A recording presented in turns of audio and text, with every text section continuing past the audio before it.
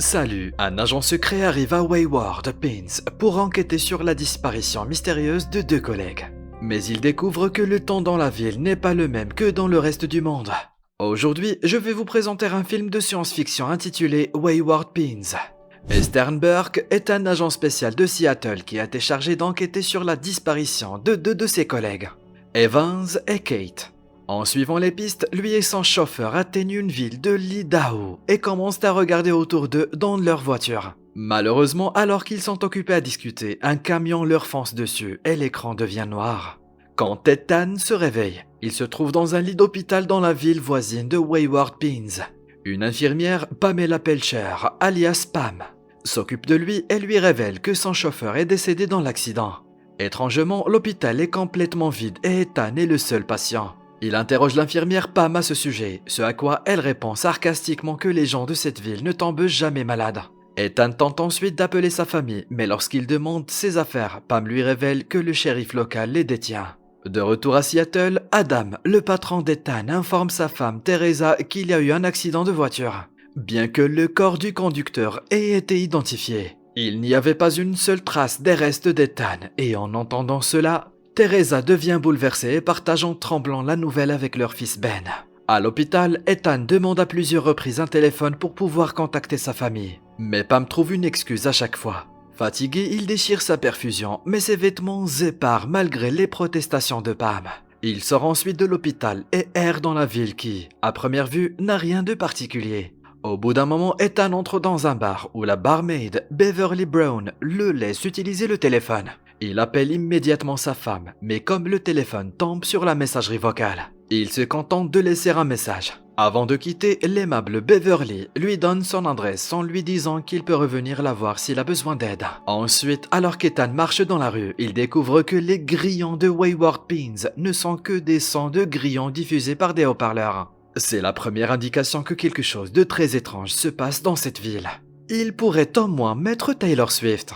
Le lendemain matin, un employé d'hôtel, irrité, met Ethan à la porte parce qu'il n'est pas en mesure de payer sa chambre. N'ayant nulle part où aller, il se rend à l'adresse que la barmaid Beverly lui a donnée.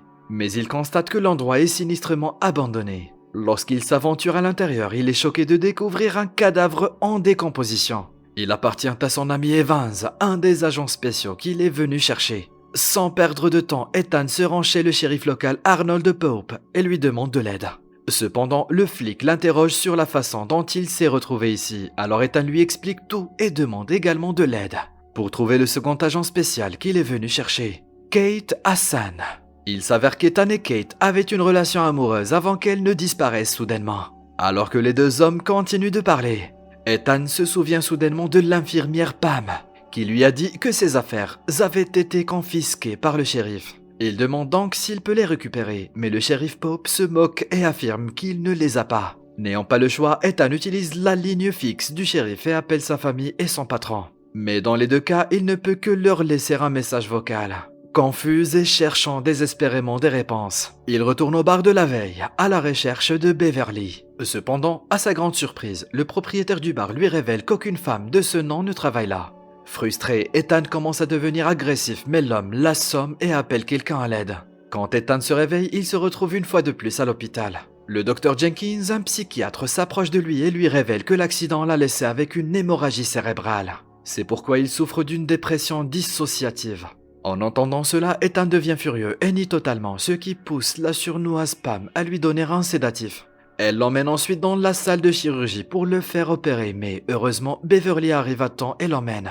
Ensemble, il parvient à attaquer Pam et à sortir de l'hôpital en se cachant dans une voûte de cimetière. Avant que le sédatif n'assomme complètement Ethan, Beverly lui dit que son ami Evans a été tué pour avoir tenté de s'échapper. Elle révèle également qu'elle s'est retrouvée dans la ville en 1999, il y a presque 6 mois. En entendant cela, Ethan est complètement incrédule, car nous sommes en 2014 dans le monde réel, près de 15 ans après la disparition de Beverly. Cela indique que le temps dans ce monde fonctionne différemment du reste du monde. Plusieurs heures plus tard, il se réveille seul dans la voûte du cimetière et retourne dans la ville. Il repère avec surprise une femme qui ressemble à l'agent disparu qu'il recherche. Son ancienne partenaire et amoureuse, Kate. Elle est avec son mari Harold Ballinger, propriétaire d'un magasin de jouets local. Ethan suit secrètement le duo jusqu'à leur maison et sonne à la porte. Au début, Kate fait semblant de ne pas le connaître et agit bizarrement, mais quand elle se rend compte qu'Ethan ne va pas jouer le jeu, elle murmure « Il nous observe », faisant référence à une caméra de surveillance cachée sous le ventilateur du plafond. Kate révèle alors qu'elle vit à Wayward Pines depuis 12 ans et que c'est pour cela qu'elle semble un peu plus âgée. Cependant, Ethan trouve cela impossible à croire car il l'a rencontrée il y a seulement 5 semaines. Cela indique que le temps à Wayward Pines semble fonctionner différemment car les gens vieillissent rapidement ici. Essayant de révéler la vérité sur la ville, Ethan tente de lui poser un tas de questions mais Kate lui dit simplement de partir, disant que ce n'est pas sûr ici. Après avoir été ignoré par sa meilleure amie et la personne qu'il est venu chercher, Ethan décide qu'il ferait mieux de s'enfuir. Il vole rapidement une voiture et tente de fuir la ville mystérieuse, mais à sa grande surprise, toutes les 20 minutes, il revient dans la ville comme s'il était connecté dans une boucle sans fin. Pris de court, il sort de la voiture et tente de trouver une sortie dans les bois. Cependant, il trouve un gigantesque mur de béton avec une clôture électrifiée au sommet. Le panneau sur la barrière l'avertit de revenir s'il ne veut pas mourir. Puis nous avons une vue aérienne de la ville qui s'avère être une vallée montagneuse entourée de murs en béton. Ethan monte à nouveau dans la voiture et tente de s'enfuir, mais cette fois le shérif Pope arrive et l'appréhende. À ce moment-là, un adolescent passe à vélo et crie « N'essayez pas de partir, monsieur Burke, c'est la règle numéro 1. La règle numéro 2 est de laisser le shérif porter vos sous-vêtements. » Heureusement, Ethan est relâché avec seulement un avertissement, et on lui ordonne de rester dans sa chambre d'hôtel. Il y passe quelques heures, mais finit par s'ennuyer car l'endroit n'a pas d'ordinateur ni d'internet. Il s'aventure alors et arrive dans la même maison abandonnée. Étonnamment, le cadavre de son ami est toujours là malgré le fait qu'il ait informé la police. En enquêtant sur la scène, il trouve un étrange carnet dans la botte de son ami. Mais avant qu'il puisse le prendre, le shérif Pope arrive avec une arme et le fait fuir. Dans la scène suivante, Ethan se rend au bar et cette fois Beverly est là. Il explique qu'il veut parler davantage de son ami Evans, alors Beverly met la musique à fond et lui demande de danser avec elle. Elle lui dit alors qu'ils doivent parler à voix basse car il y a des micros sous les tabourets du bar et pour répondre à sa question. Beverly révèle qu'elle avait également prévu de s'échapper de cette ville misérable auparavant et que son complice n'était autre qu'Evans. Il avait élaboré le plan d'évasion dans son carnet de notes qui était censé être sans faille. Cependant, le jour de son évasion, il a été attrapé et tué. En entendant tout cela, Ethan affirme qu'il peut trouver le carnet et quitte le bar. Il se rend ensuite au magasin de jouets Ballinger que possèdent Kate et son mari Harold. Il lui parle en tête à tête et exige de savoir ce qui se passe, mais comme la fois précédente, Kate ne révèle rien, craignant qu'il soit surveillé. Avant qu'Ethan ne parte, il voit un écriteau sur la porte qui donne quelques instructions comment ne pas essayer de partir, ne pas parler du passé et toujours répondre au téléphone s'il sonne. Plus tard, Ethan se faufile dans la morgue de la ville et réussit à récupérer le carnet de notes sur le cadavre de son ami. Il retrouve ensuite Beverly et lui montre la carte du lieu à l'aide de laquelle ils peuvent s'échapper. Beverly, pleine d'espoir, accepte de l'aider et retire un traceur qui a été implanté dans sa peau. Il s'avère que tous les résidents de Wayward Pines sont équipés de traceurs. Après cela, il se promène sur le marché où il rencontre les Ballinger. Kate est heureuse qu'Ethan ait trouvé un partenaire. Et elle les invite à dîner le lendemain soir. Le lendemain, Ethan laisse son traceur dans sa chambre d'hôtel et s'éloigne. Lorsqu'il atteint la forêt pour cacher les fournitures pour leur cavale, il remarque un homme qui tire sur quelqu'un ou quelque chose au-delà de la clôture électrique. Cependant, Ethan n'y prête pas grande attention et part retrouver Beverly. En dehors de la maison, il lui explique que le dîner sera l'occasion parfaite pour eux de s'échapper. Tout ce que Beverly doit faire, c'est entrer dans la salle de bain et y cacher son traceur. Pour qu'il puisse s'enfuir sans laisser de traces, Beverly accepte, mais elle est très nerveuse car son ancien partenaire, Evans, s'est aussi fait prendre.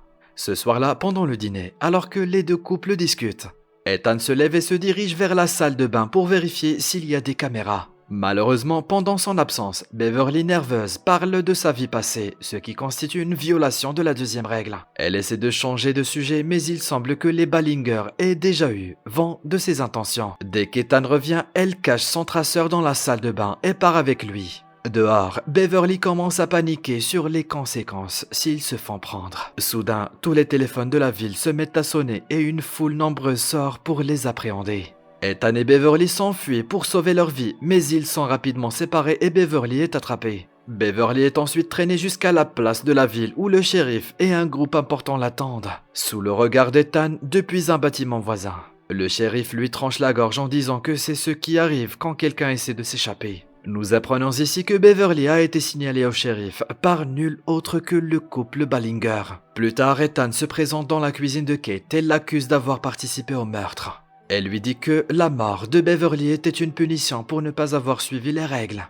Et alors que la marmite bout, Kate confie tranquillement qu'elle a été obligée de les dénoncer. Sinon elle et son mari se feraient engueuler. De son côté, Teresa, la femme d'Ethan, s'inquiète de son absence depuis une semaine. Elle tente de demander de l'aide à Adam, le patron d'Ethan, mais ce dernier l'informe simplement qu'ils sont sur l'affaire et que cela peut prendre du temps. N'ayant plus de choix, Teresa et son fils Ben se rendent au siège des services secrets Zaboaz, dans l'Idaho, le lieu où Ethan s'était présenté pour la dernière fois avant sa disparition. En se connectant secrètement à l'ordinateur du bureau, Teresa trouve une piste qui les mène à la ville de Wayward Pines. Cependant, lorsque le duo s'approche du lieu, le shérif Pope les arrête et sabote astucieusement leur voiture sous prétexte de réparer une fuite d'huile. De retour à Wayward Pines, Ethan tente de s'échapper de l'endroit en se cachant dans un camion de Lecky, étonnamment à une plaque d'immatriculation du Wyoming. Mais il se retrouve malheureusement dans un dépôt de fourniture de l'ère spatiale. Quelqu'un y a entreposé les voitures de ceux qui ont trouvé leur chemin vers Wayward Pines. Ethan trouve également la voiture endommagée de sa femme, qui est complètement couverte de poussière. Ceci indique que la voiture est là depuis plusieurs années. Mais avant qu'il puisse enquêter, le shérif le trouve et l'assomme avec un sédatif. Ethan se réveille à l'hôpital où l'infirmière Pam l'informe que sa famille est sortie de l'hôpital. Elle lui parle également de leur nouvelle maison qui s'avère être l'ancienne maison de Beverly. Sans perdre de temps, Ethan se précipite sur place et retrouve enfin sa famille. Cependant, il ne leur dit pas grand-chose et se lance à nouveau à la recherche de réponses. Peu après, il arrive à la gare locale où il trouve l'infirmière Pam et le shérif en pleine discussion. Ethan confronte immédiatement le shérif au fait qu'il est un criminel et les deux en viennent presque aux mains. Mais à ce moment-là, le téléphone sonne et lorsque Pam le décroche, quelqu'un de l'autre côté ordonne au shérif de se retirer. À cause de cela, Ethan réalise que les deux ne sont pas responsables et il part. Il rencontre ensuite Kate dans une partie isolée des bois et la presse de lui donner plus d'informations. Kate révèle qu'elle a été surprise de trouver Evans sur place, mais qu'il a été tué avant qu'elle ne puisse communiquer avec lui. Maintenant, la meilleure façon de survivre dans cette ville est de jouer le jeu. Pendant qu'ils continuent à parler, Ben les aperçoit et suppose qu'ils sont en couple. Il se précipite chez lui et le rapporte à sa mère qui, dans un accès de rage, décide de quitter son mari et la ville. Peu après, Ethan rentre chez lui et trouve la maison vide, avec l'alliance de sa femme sur le comptoir. Sa famille marche sur la route en essayant de quitter Wayward Pines.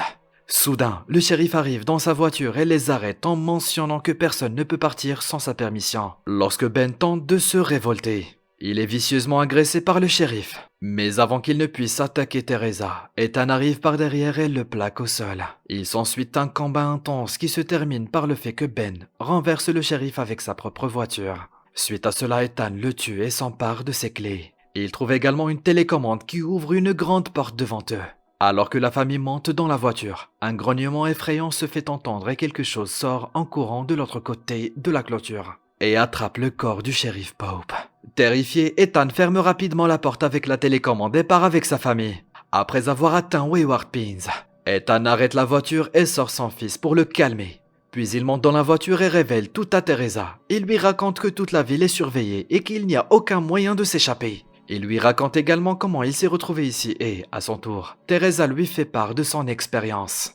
Pendant ce temps, un type s'approche de Ben à l'extérieur et lui tend un uniforme et une lettre que Teresa lit nerveusement et qui indique que Ben doit aller à l'école dès le lendemain. Ne voulant pas de problème jusqu'à ce qu'une solution soit trouvée, Ethan suggère que sa famille joue le jeu. Le lendemain matin, Ethan se rend au poste du shérif pour voler des armes. Cependant, alors qu'il est sur le point de partir, le maire de la ville, Brad Fisher, et quelques photographes arrivent pour le féliciter d'être devenu le nouveau shérif de la ville.